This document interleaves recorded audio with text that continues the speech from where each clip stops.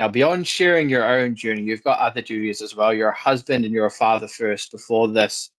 And I wanted to know, how has your relationship with food changed over this time? And is there anything you're doing with your kids to kind of cement good food relationships so that they don't end up going through the yo-yo lifestyle that we tended to do growing up?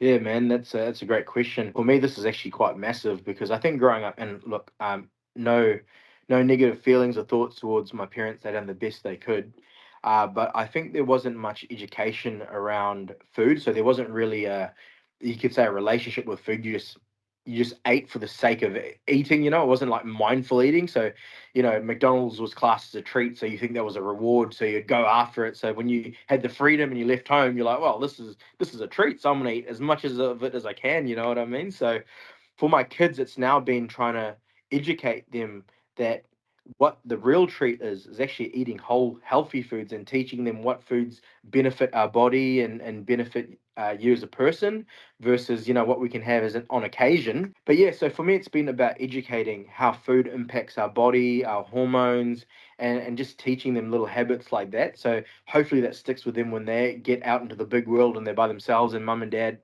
isn't going to be cooking for them. They can make those mindful choices, or hey, this is veggies and fruits and meat. Oh, well, these are healthy foods, and this is the real reward. This is the real treat. So if I can eat like this, I'm eating well. So yeah, I'd say that'd be what I'm trying to teach my kids now is just the relationship about certain foods and how what foods are good and what foods affect us. I like that. And it's kind of like the whole food, the whole healthy food is the treat, and it's like kind of how we feel is the reward. I think that's brilliant.